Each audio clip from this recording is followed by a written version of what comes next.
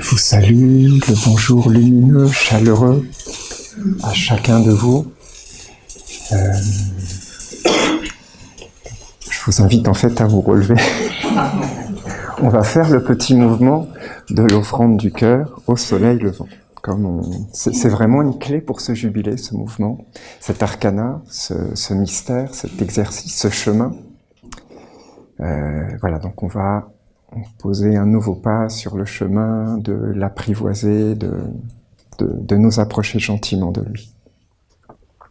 Alors ça va commencer par une parole que je vais lire, et ensuite on va faire le mouvement ensemble.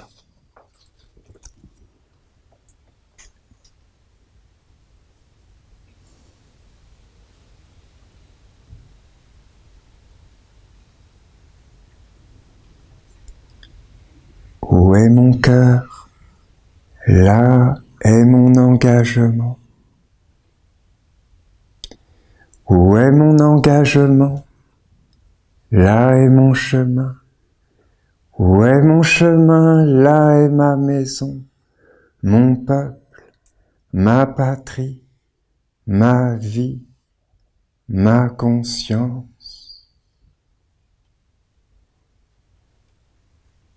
Je suis conscient de mon engagement et je veux l'élever vers le plus haut. La porte de mon cœur s'ouvre. Je découvre devant moi le chemin de mon âme. Je connais enfin qui je suis dans la vérité. Et tous les mystères du cosmos se dévoilent à ma vue pénétrante.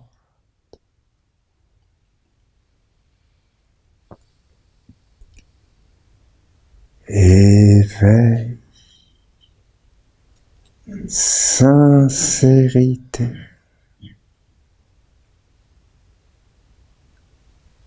amour pour le tout, par ma propre volonté, librement, par amour pour Dieu, je me dévoue au service du cœur pur, dans la volonté du Père Mère Céleste.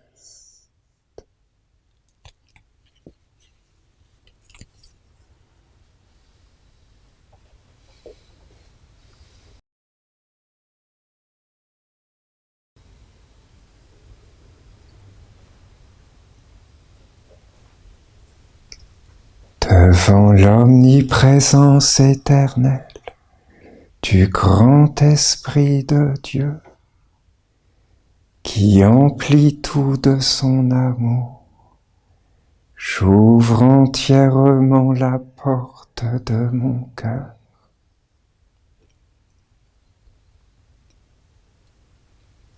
Dans sa vibration sacrée, j'aspire à me tenir.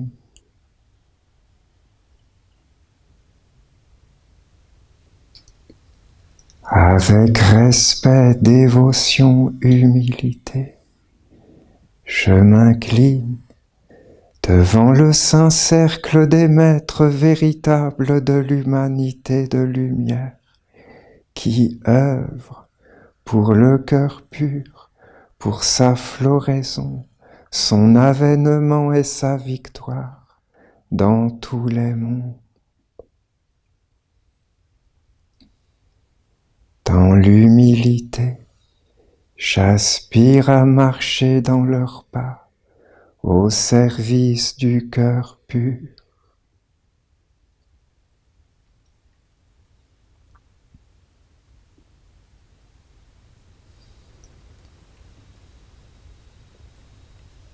Dans la réalité du monde des formes, je m'éveille. Le monde est pour moi une grande maman aimante.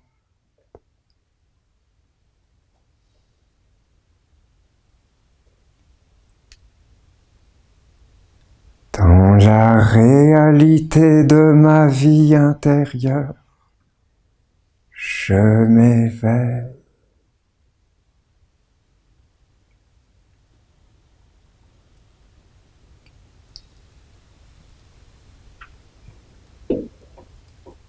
Je suis une âme,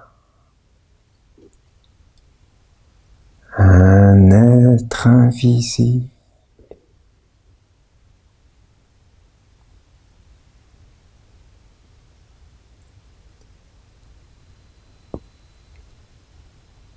Dans le monde, j'apparais comme un serviteur de la lumière du monde divin.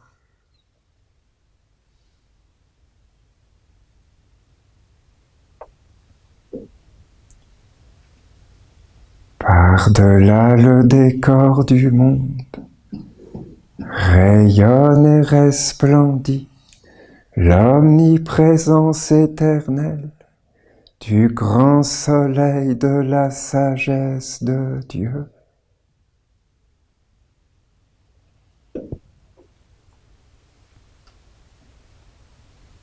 Le soleil de la sagesse éternelle de Dieu emplit tout de sa lumière.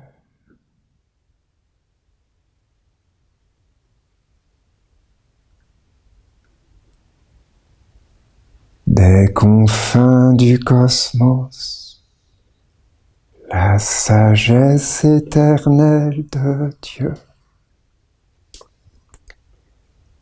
afflue vers moi.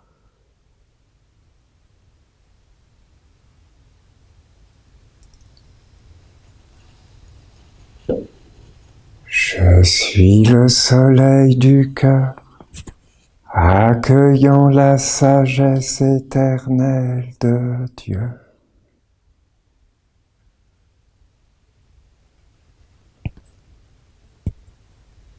Que l'eau pure et vivante de la sagesse de Dieu s'écoule de moi vers tous les animaux, tous les végétaux, tous les minéraux, tous les esprits de la nature vivante, pour les éclairer et les bénir.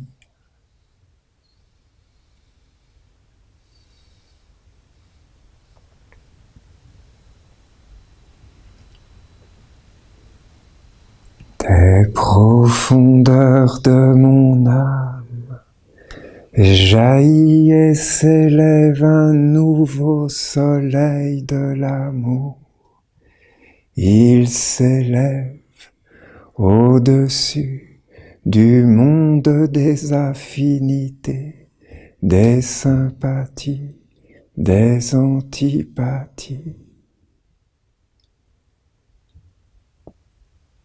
Par-delà le décor du monde, rayonne et resplendit le grand soleil, éternel et omniprésent, de l'amour du Père.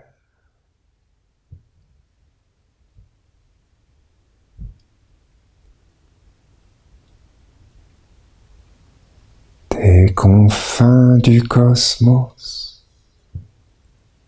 l'amour du monde divin afflue vers moi à grands flots.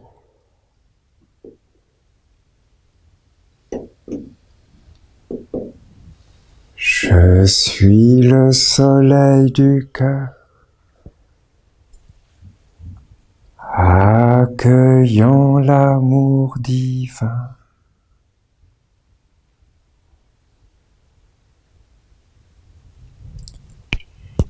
Librement et consciemment, j'offre mon cœur au plus haut. À lui seul il appartient.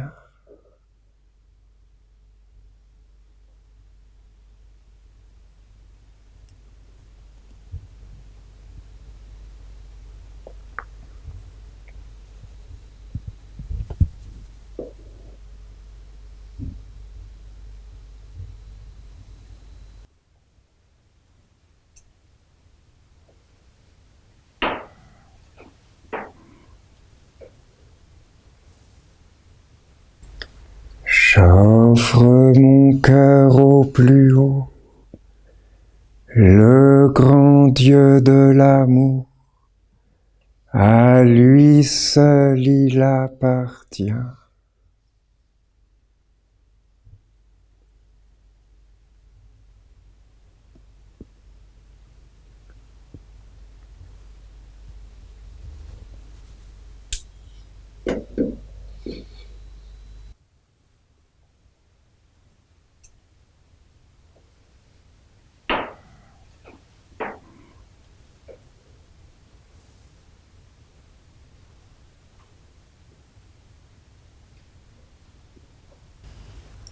J'offre mon cœur tout entier au plus haut, le grand Dieu de l'amour, de la douceur, de la miséricorde. À lui seul il appartient.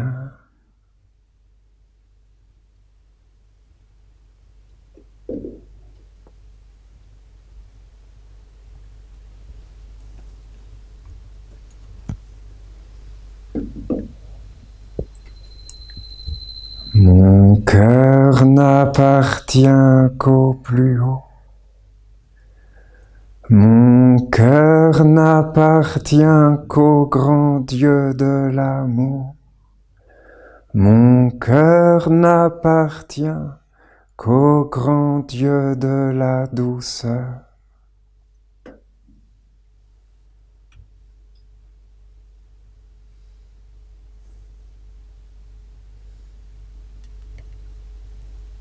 Au centre de la croix du cosmos, je suis la rose du cœur qui s'offre dans la pureté au grand Dieu de l'amour, de la douceur, de la miséricorde, de la compassion.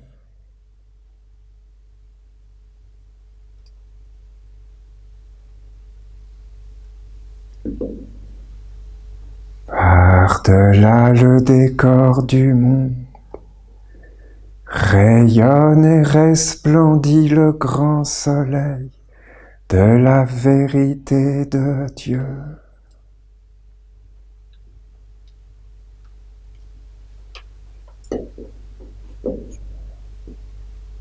Seule la vérité de Dieu rend libre et ouvre tous les chemins de la libération.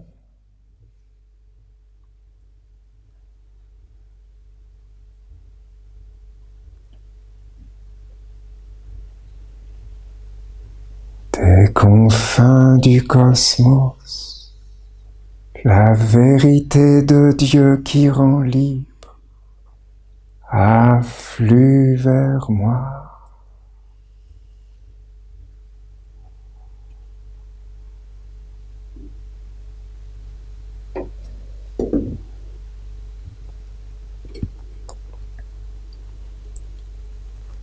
Je suis le soleil du cœur, accueillant la vérité de Dieu qui rend libre.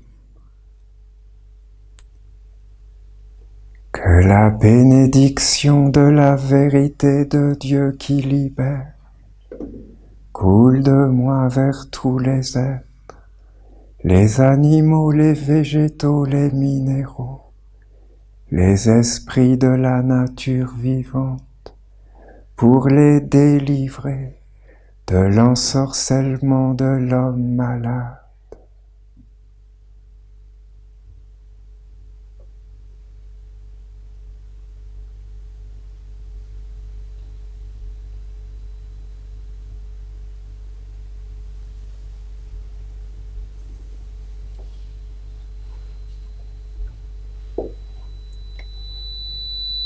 Je suis la rose du cœur qui s'offre dans la pureté pour la victoire du monde divin des anges. Que le cœur pur, que le monde ne connaît pas apparaisse fleurissent, jaillissent, renouvellent ma vie, ressuscite mon âme, me parle, me comble des mystères de la lumière.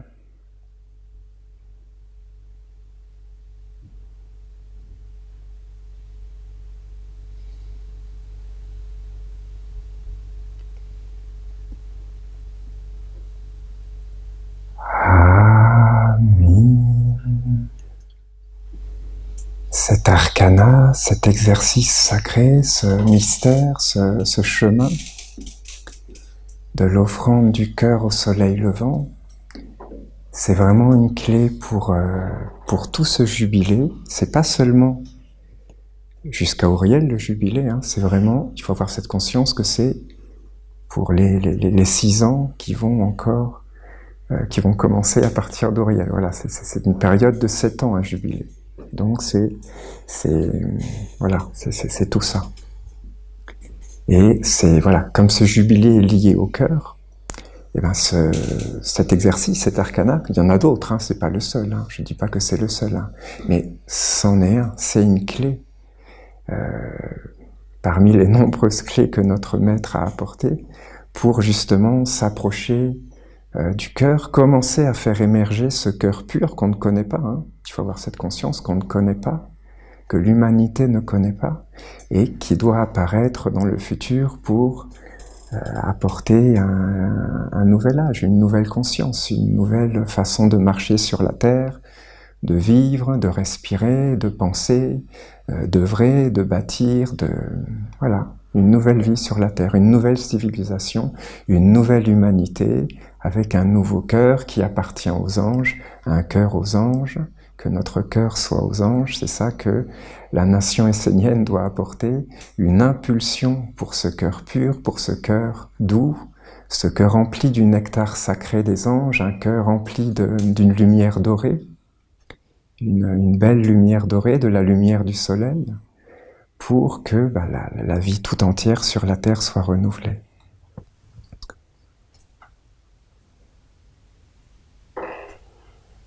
Alors je voudrais, à travers cette petite conférence, essayer d'approfondir quelques clés, quelques aspects, disons, qui sont liés à cette offrande du cœur au soleil levant.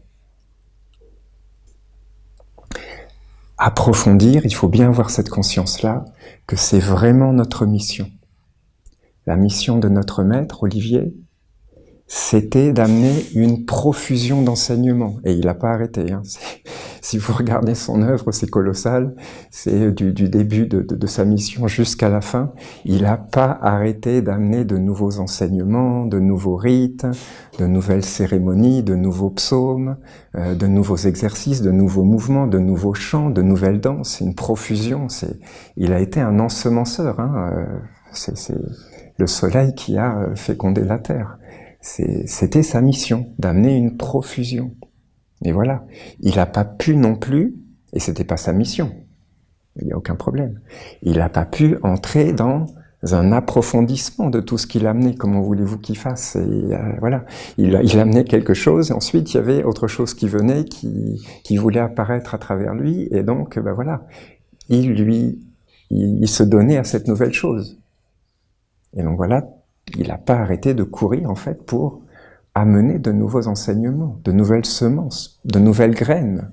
Mais ces graines, ces semences, c'est à nous maintenant de les mettre en terre, de les arroser, de leur donner les bonnes conditions, la bonne terre, la terre qui est aérée, qui est meuble, qui est fertile, qui permet justement, qui va permettre que ces graines puissent germer, grandir, croître, s'épanouir, fleurir et donner du fruit. Voilà. Nous, on doit approfondir, on doit mettre en terre. Voilà, c'est notre travail. Nous, on ne doit pas forcément amener de nouveaux enseignements. C'est pas notre mission. Notre mission, c'est d'approfondir. Et approfondir, par exemple, cet exercice de l'offrande du cœur au soleil levant, c'est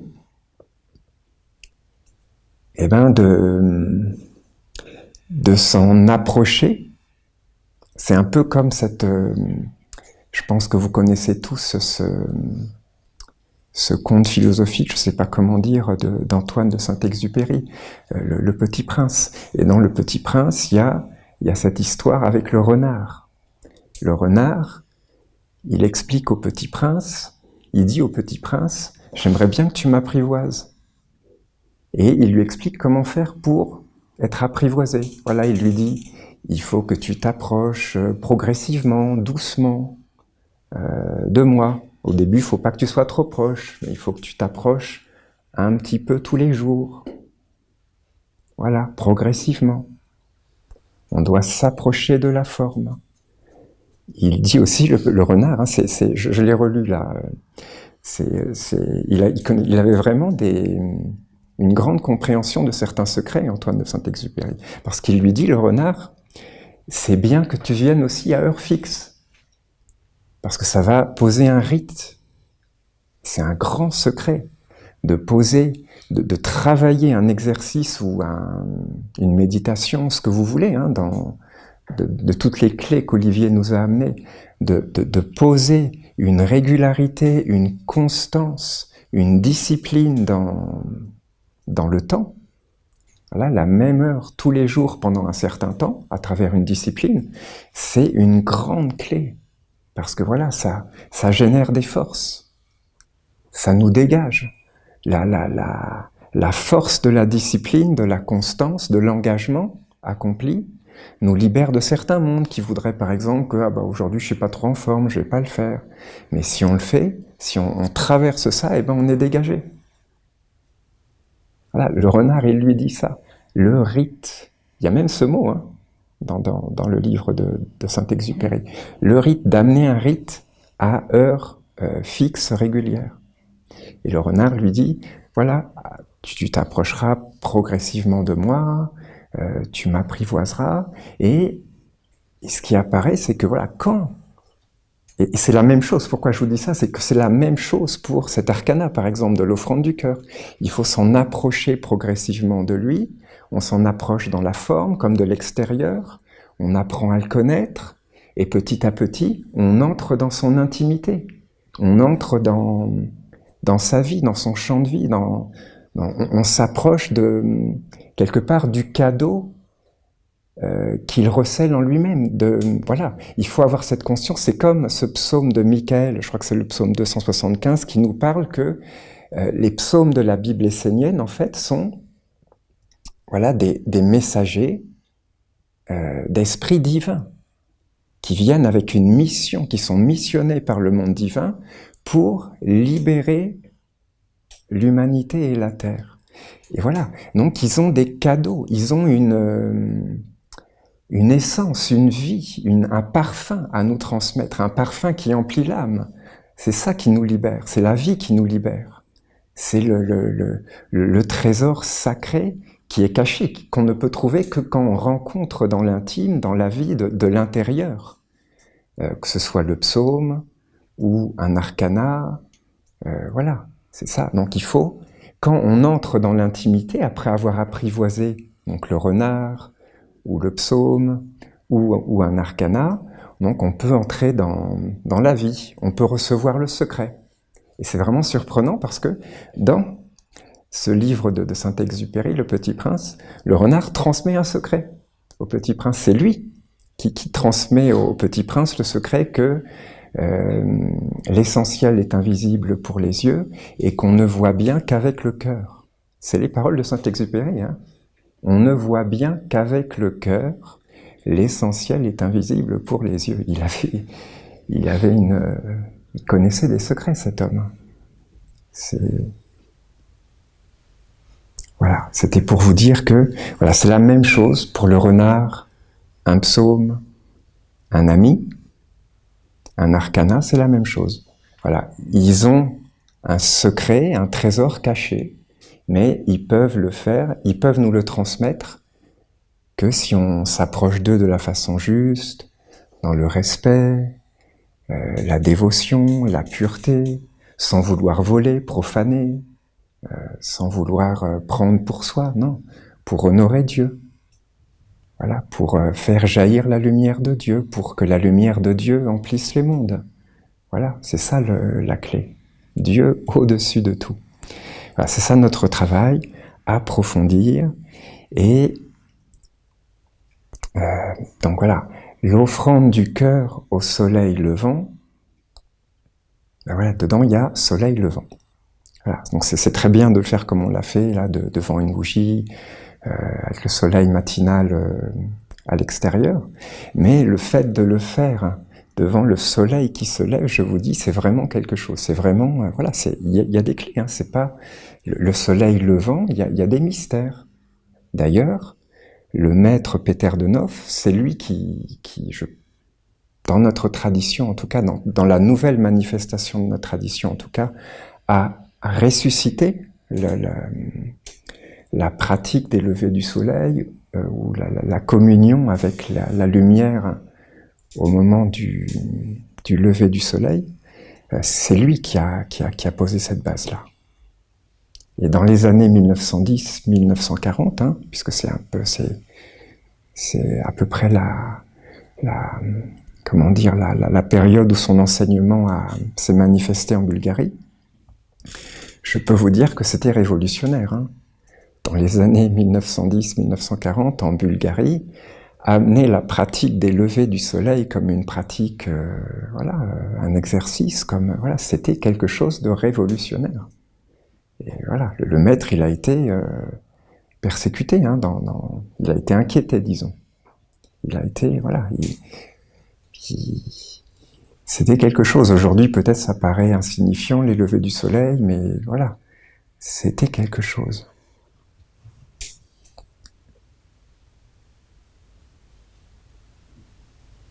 Alors, c'est vraiment passionnant ce que le maître enseigne sur les levées du soleil. Il faut savoir que notre maître lui-même, hein, il a pratiqué les levées du soleil.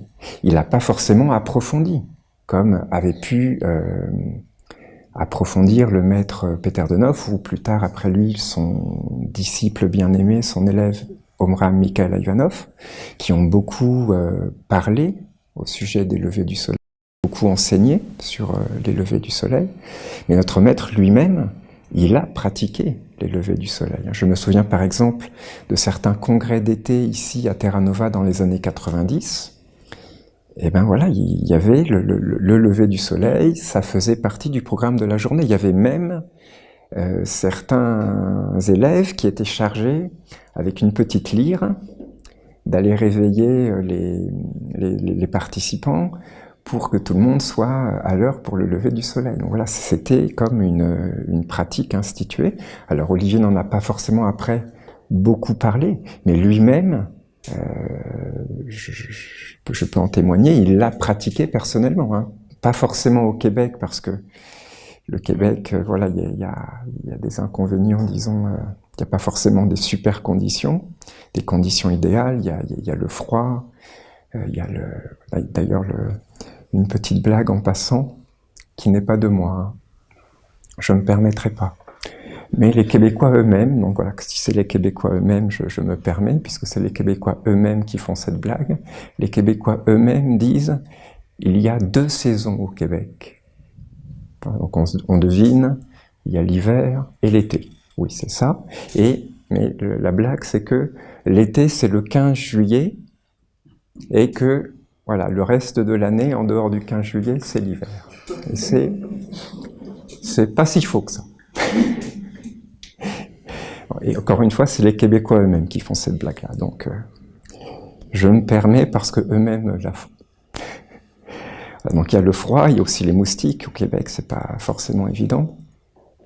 Mais voilà, que ce soit ici à Terra Nova, Olivier pratiquait les levées du soleil à titre personnel. Hein. Et aussi au Panama, de sa terrasse, qui était super bien, qui justement permettait les levées du soleil. C'était il le faisait lui-même. Mais pourquoi il n'a pas insisté sur les levées du soleil, Olivier? Tout simplement parce que lui, il devait être il devait amener des nouveaux enseignements, il devait poser les nouveaux étages. Donc voilà, il devait être disponible pour les nouveaux étages de l'enseignement qui devaient apparaître. Donc il ne pouvait pas revenir sur les bases qui avaient été posées avant par le maître Peter de Nof et le maître Omraam Mikhaël Ivanov. Mais ça ne veut pas dire que ces bases, on ne doit pas les connaître. On doit les connaître, on doit les... Voilà, on doit les... Pas forcément, ça ne veut pas dire qu'on doit tous pratiquer le lever du soleil, c'est pas ça que je dis. Je dis simplement que c'est comme les fraises ou les framboises ou les artichauts du jardin de Michel et Françoise. On peut très bien vivre sans. Mais si on goûte aux fraises, aux framboises ou aux artichauts du jardin de Michel et Françoise, on voit que si on les avait pas goûtés, il y avait quelque chose qui manquait quand même, parce que c'est quand même quelque chose. Et voilà, c'est ça. Ça ne veut pas dire qu'on est obligé d'en manger, hein. Mais si on en mange, voilà, ça peut nous apporter quelque chose qu'on n'aurait pas forcément eu autrement.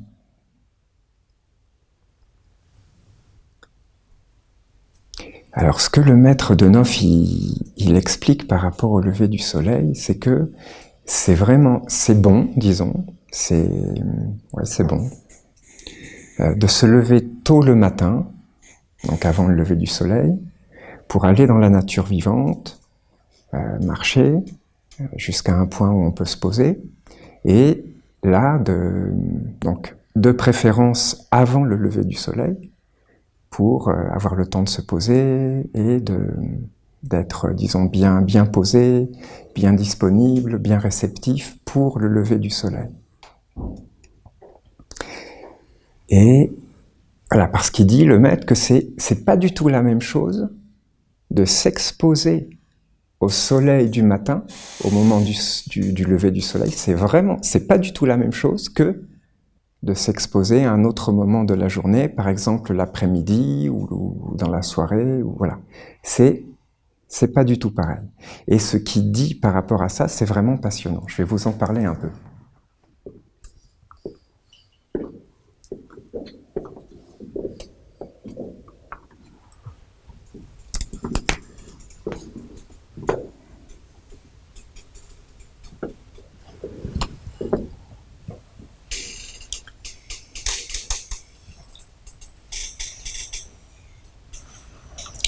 Alors, il prend l'analogie de la respiration dans le corps physique. C'est vraiment cette parole de la table d'émeraude d'Hermès Trismégiste.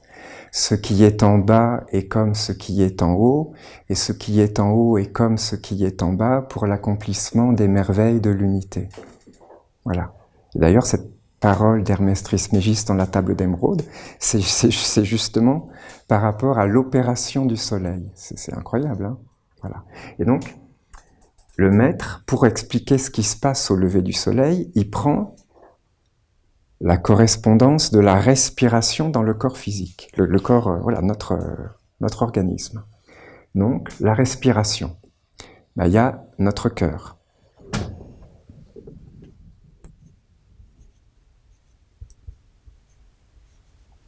Il y a les poumons.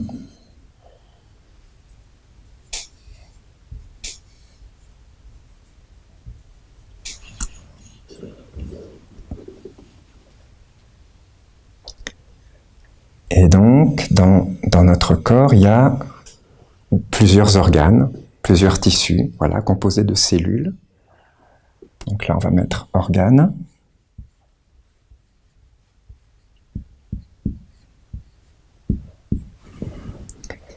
Et donc la respiration dans le corps physique, c'est quoi? C'est que, les cellules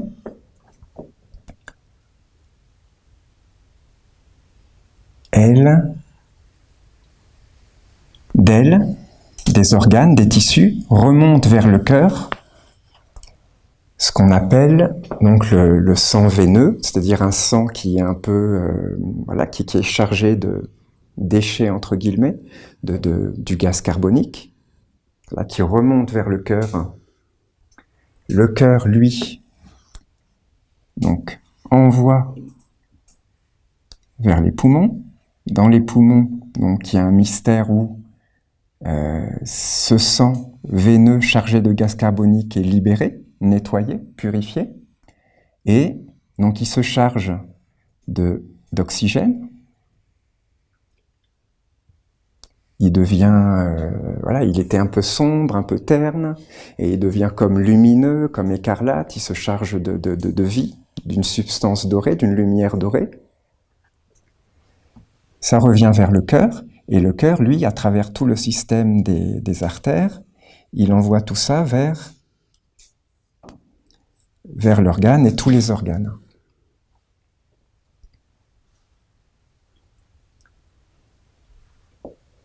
Et donc, dans l'organe, au cœur de chaque cellule, il y a un mystère. Voilà, donc ce sang chargé d'oxygène, de lumière dorée, illuminée, voilà, la cellule prend cet oxygène, et grâce à cet oxygène, elle libère comme une énergie, une vie, voilà, elle accomplit sa mission. C'est ça qui lui permet d'accomplir sa mission, ses mystères, les mystères de la cellule. Voilà, c'est ça qui engendre la vie, au cœur, qui permet la vie en tout cas, au cœur de la cellule. L'énergie, voilà, tout ce que les cellules, dans leurs différentes fonctions, accomplissent.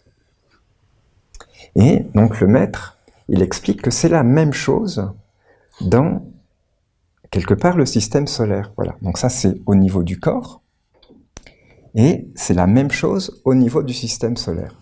Donc il explique que le soleil qu'on connaît, joue le rôle du cœur. Donc là, c'est la Terre. D'ailleurs, dans le système solaire, la Terre n'est pas le seul organe. La Terre est un des organes du système solaire. La Terre, voilà, elle fait partie du système solaire, elle est un des organes du système solaire, mais comme dans le corps, elle n'est pas le seul organe. Il y a aussi Jupiter, Saturne, Vénus, la Lune, etc., qui sont d'autres organes dans le système solaire. Et donc, derrière le Soleil qu'on connaît, il y a un Soleil central, un Soleil caché,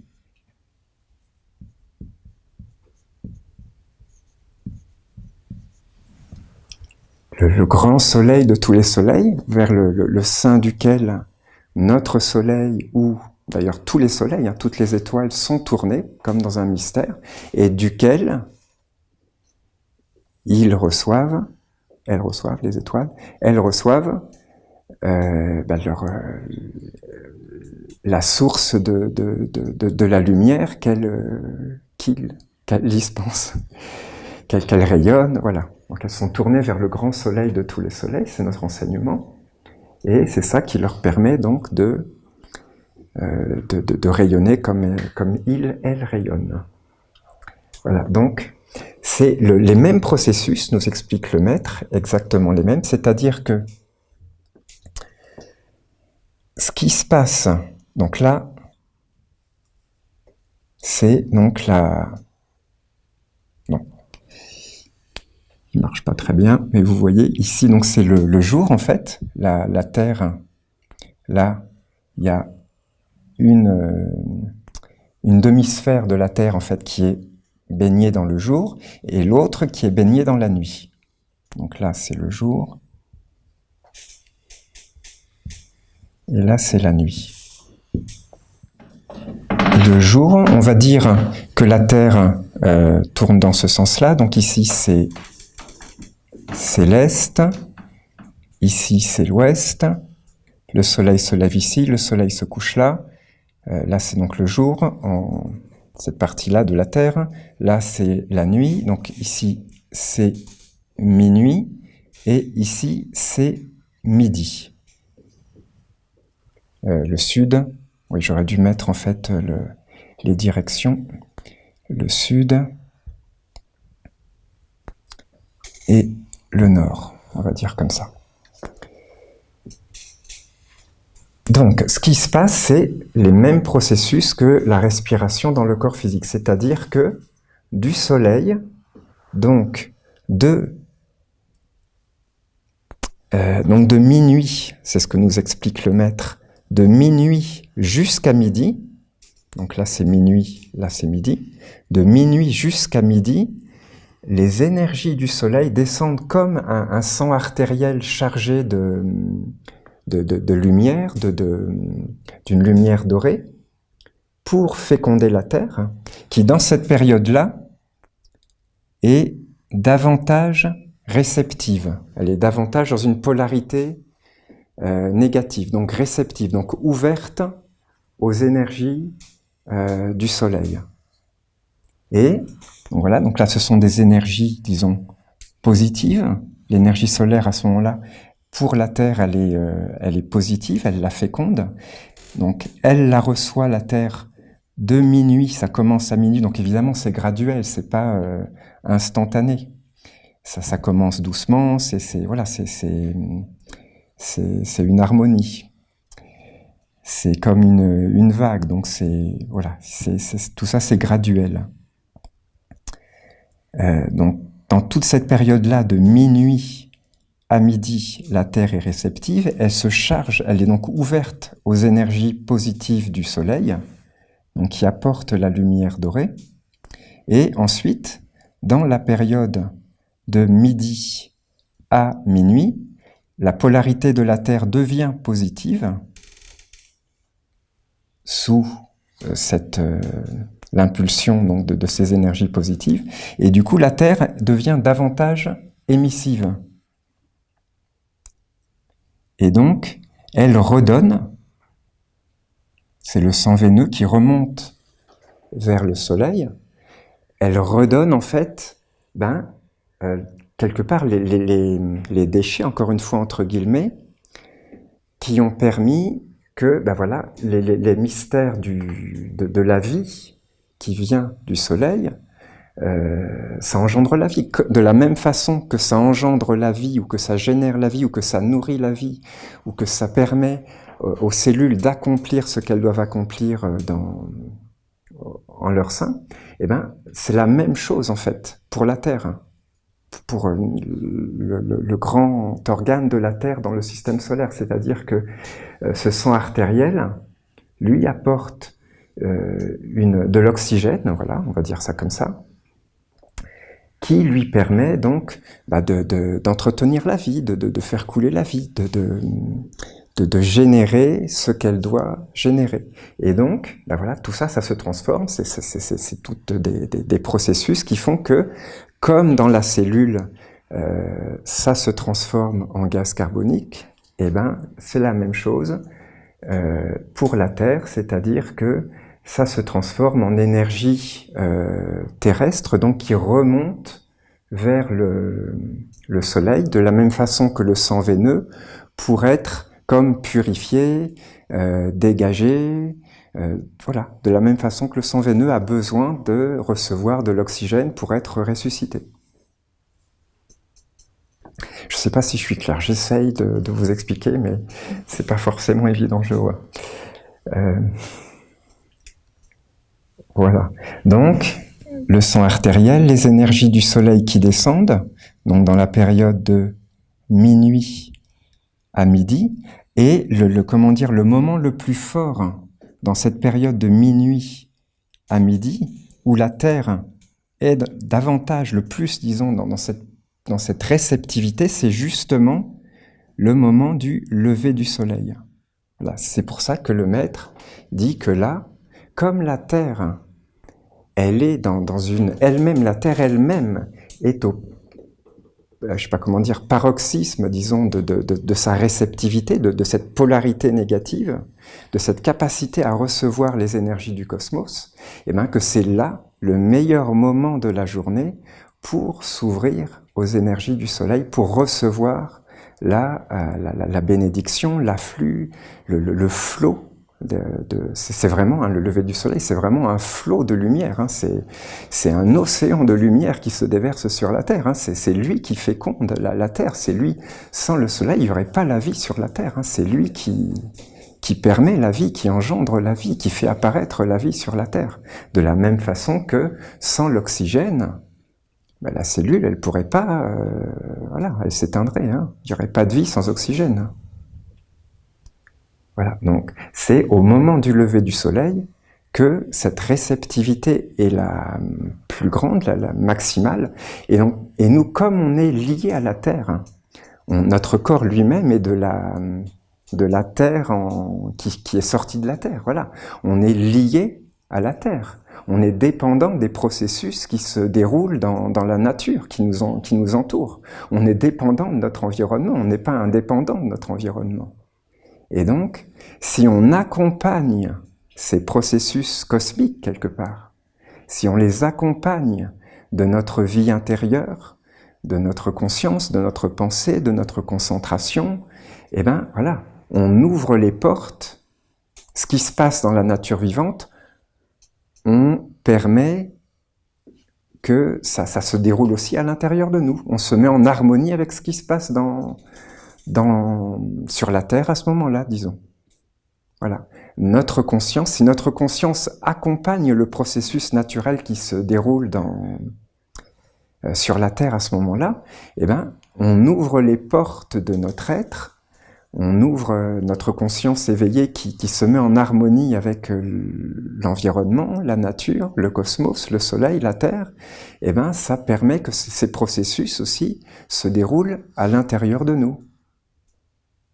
Voilà, c'est pour ça que le maître recommandait cette pratique des levées du soleil, de se lever avant le lever du soleil, d'aller dans la nature vivante, de respirer, de communier avec le lever du soleil, parce que c'est à ce moment-là que notre organisme peut recevoir le plus les bénédictions du soleil.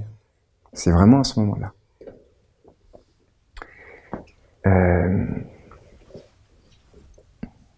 Donc après, comment dire, voilà. Donc c'est vraiment au moment du lever du soleil que c'est le plus recommandé d'aller communier avec le soleil. Ça ne veut pas dire qu'après c'est pas bon, hein, c'est pas ça. On peut très bien le faire, il n'y a pas de problème.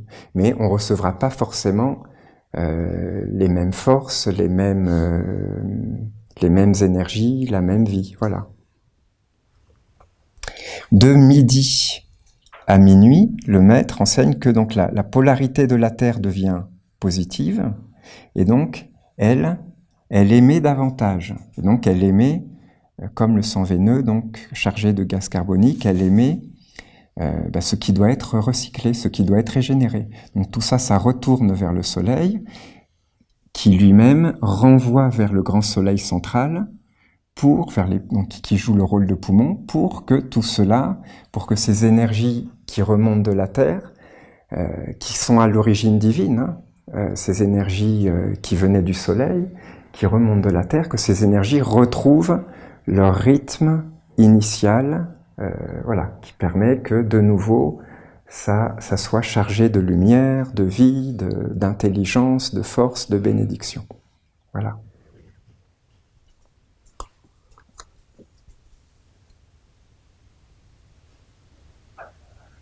Alors il y a un autre aspect d'ailleurs, c'est que le maître recommande que cette pratique des levées du soleil soit davantage... Il dit que la période la plus forte de l'année, c'est la période dans laquelle on se trouve en ce moment, c'est-à-dire du printemps, du printemps, le 21 mars jusqu'au 21 juin. Pourquoi ? Regardez, c'est écrit ici. Là, dans notre tradition, le coucher du soleil, c'est Michael. Le minuit, c'est Gabriel. Après la célébration de Michael, c'est la célébration de Gabriel. Après la célébration de Gabriel, c'est la célébration de Raphaël. Et après la célébration de Raphaël, c'est la célébration d'Auriel.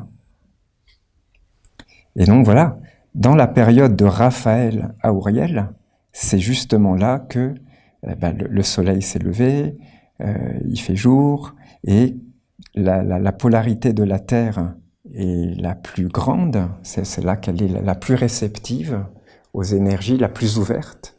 C'est là que la porte est ouverte quelque part, et que donc on peut, dans cette période-là, davantage entre Raphaël et Auriel, donc recevoir les bénédictions du soleil levant. Voilà. c'est de pratiquer cette offrande du cœur au soleil levant, c'est pas la même chose. Si on la pratique devant une bougie, c'est bien, c'est super, il n'y a pas de problème, mais de pratiquer cette offrande du cœur au soleil levant devant le soleil qui se lève, c'est un mystère, voilà, c'est une poésie, c'est un enchantement, c'est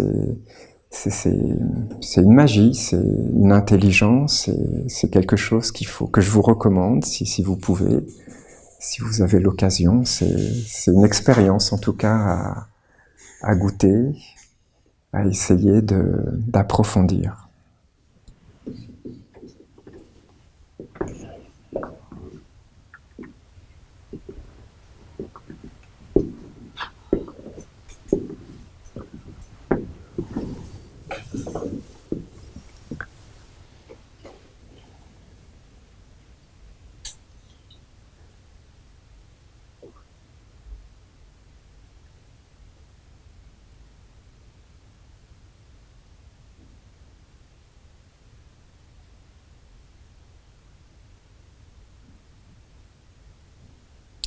Alors il y a une autre clé par rapport à cette offrande du cœur au soleil levant, c'est que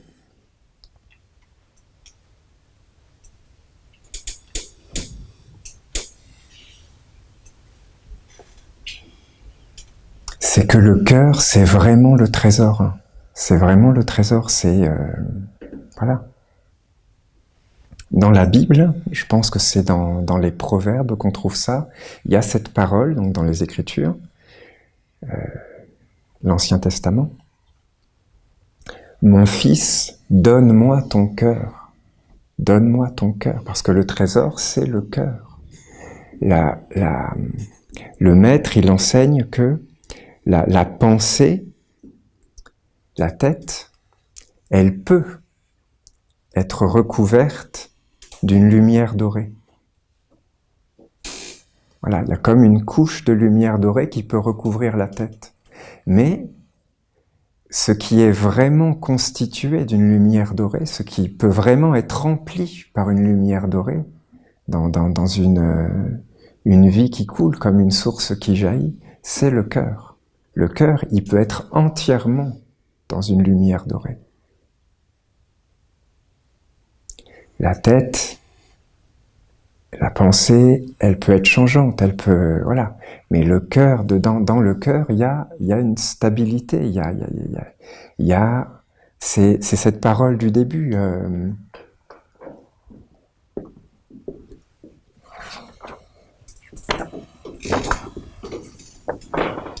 Où est mon cœur?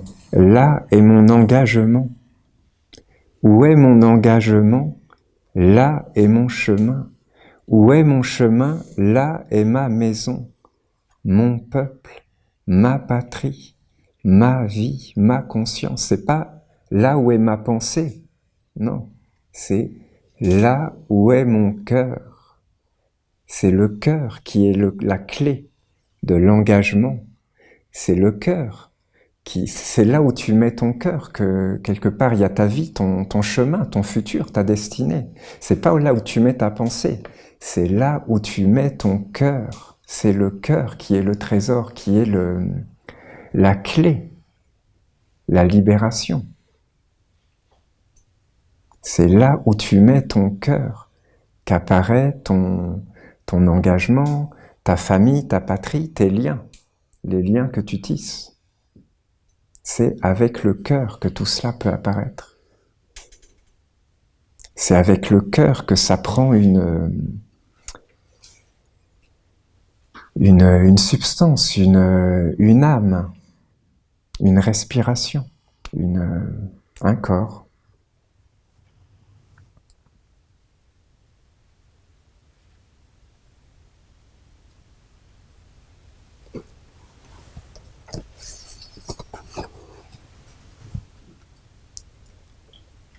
Une autre clé encore par rapport à cette offrande du cœur au soleil levant, c'est qu'il faut aussi le voir avec ce schéma de la structure de l'homme, avec l'amande karmique, qui a son sommet au niveau du plexus solaire, voilà, ça avait été dessiné pour la célébration de notre Père Raphaël. Donc, dans la structure invisible de l'homme, il y a une amande karmique, donc qui a son sommet au niveau du plexus solaire, et donc voilà, qui a cette forme-là, qui va ensuite jusque, qui a son autre sommet, disons son sommet inférieur, sa base, au niveau des pieds. Voilà. Et donc cette amande karmique, c'est le siège des affinités, des sympathies, des antipathies, de ce qu'on peut appeler la sensiblerie, par opposition à la sensibilité véritable du cœur. Voilà. Il faut bien voir qu'il y a cette amande karmique et que le cœur, il est au-dessus. Il n'a rien à voir avec voilà, la sensibilité de la sensiblerie de l'amande karmique, les affinités, les sympathies, les antipathies, ça n'a rien à voir avec le cœur. Le cœur, lui, il est au-dessus de tout ça. C'est comme le soleil qui serait au-dessus voilà, de tous les nuages, de tout ce qui peut se passer sur la terre. Le vrai cœur, c'est ça. Et donc, pour s'approcher du cœur véritable, une clé, c'est vraiment, c'est de regarder, de méditer sur ce mystère de la transformation de la chenille en papillon. Voilà, la chenille, elle entre dans sa chrysalide, elle entre dans la retraite, dans un silence, quelque part voilà, et elle sort de l'amande karmique, elle sort de son cocon, elle sort.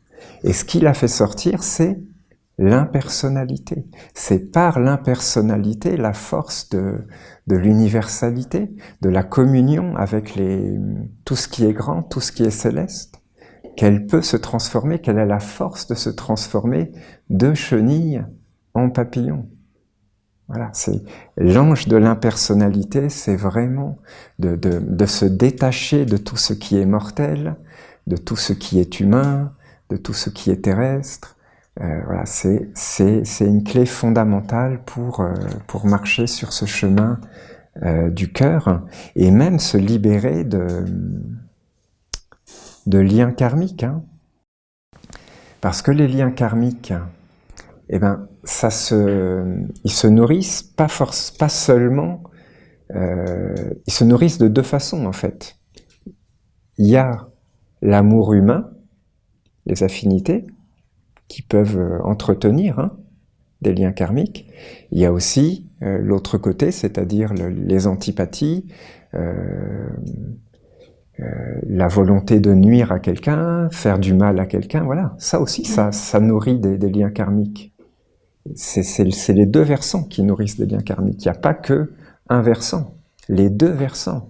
L'amour humain ou la haine humaine, voilà, la haine, amour humain, haine, ça nourrit les liens karmiques. Il y a cette clé, mais qui est fondamentale, c'est que l'enseignement nous dit que on ne peut pas faire du mal à quelqu'un, à un autre, sans se faire d'abord à soi-même du mal, et aussi donc à la terre, à l'eau, à l'air, au feu. On ne peut pas nuire à quelqu'un, voilà, un frère, une sœur. On ne peut pas faire du mal à quelqu'un, un frère, une sœur, si on ne s'en fait pas d'abord à soi-même. Voilà. Et donc, voilà, tout ça, ça engendre un karma. La haine, la volonté de détruire quelqu'un, la volonté de faire du mal à quelqu'un, ça crée un lien karmique avec cette personne, ce frère ou cette sœur. La clé pour sortir des liens karmiques, c'est pas d'entrer dans ça, pas de vouloir faire de mal à qui que ce soit, pas de vouloir nuire à qui que ce soit, pas d'entrer non plus dans un amour qui serait humain, une sympathie humaine mêlée d'intérêts personnels mortels avec ces personnes-là, par exemple. Non, c'est vraiment de se détacher, d'entrer dans un grand détachement, une grande impersonnalité, de voir que Dieu règne au-dessus de tout, que la véritable justice, c'est la justice de Dieu, que la justice du monde de l'homme n'est pas la véritable justice. La justice du monde de l'homme, elle se trompe sans arrêt, sans cesse. Il y a des innocents qui sont envoyés en prison. Voilà, la justice du monde de l'homme se trompe. Elle n'est pas la véritable justice. La véritable justice, nous, en tant qu'enseignants, on doit le savoir. La véritable justice, c'est la justice de Dieu. Et la justice de Dieu, elle est parfaite. Elle prend son temps, elle agit au bon moment, elle redresse au bon moment, mais elle ne se trompe jamais, au contraire de la justice du monde de l'homme. Voilà. Et la justice de Dieu permet de se libérer des liens du karma. Pas la volonté d'utiliser la justice du monde de l'homme pour des buts mortels. Non, ça engendre du karma, ça nourrit un karma. Ça crée des liens karmiques même avec les personnes. Il faut vraiment avoir cette conscience-là, c'est important.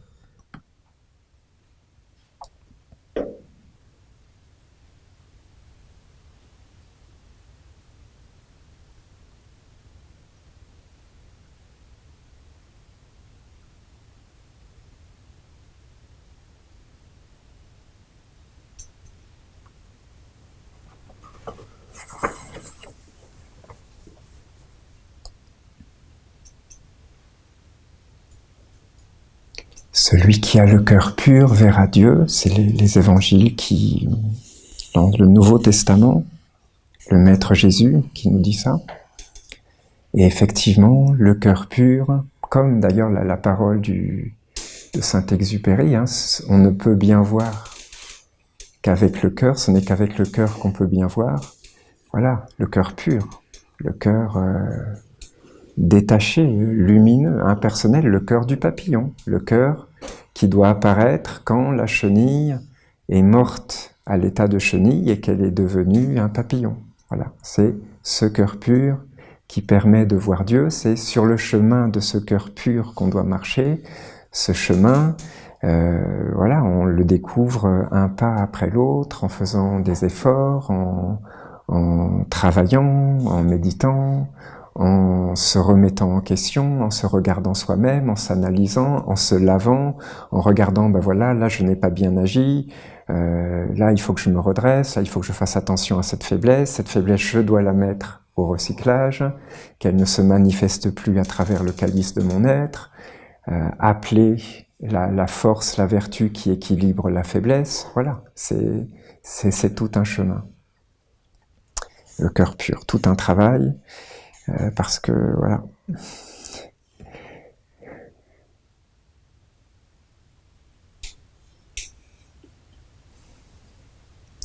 Alors, ce qu'on peut se dire pour s'approcher de cette célébration de notre Père Ouriel, c'est vraiment avoir cette conscience. Est-ce que quand je me suis présenté à la célébration de Michael, est-ce que j'ai reçu la bénédiction, est-ce que mon cœur a reçu la bénédiction du feu sacré de Michael? À Gabriel, est-ce que mon cœur a reçu la bénédiction de l'eau divine, de l'eau claire, de l'eau transparente de Gabriel? À Raphaël, est-ce que mon cœur a reçu la force, la résurrection, le printemps de la vie de Raphaël? Voilà, si on cultive cette pensée, cette interrogation, cette méditation, je pense que c'est une bonne terre pour s'approcher de l'archange Ouriel, que notre volonté soit de recevoir dans l'intime, c'est dans l'intime que ça se passe, ça regarde personne d'autre, on n'est pas là à regarder, toi t'as pas regardé là, toi t'as pas reçu la bénédiction, toi t'as reçu la bénédiction, non, ça n'a aucun intérêt. C'est dans l'intime que ça se passe, ça regarde chacun dans l'intime, dans le secret, dans le caché. Voilà, il faut se préparer chacun à ce que nos cœurs reçoivent la bénédiction, la force de la terre fertile, la terre bonne, la terre pour Dieu, la terre qui fait fleurir les semences de Dieu. de l'archange Uriel. Voilà, c'est une bonne concentration, une bonne préparation pour s'approcher de ce jubilé du cœur devant la porte de notre Père, l'archange Uriel.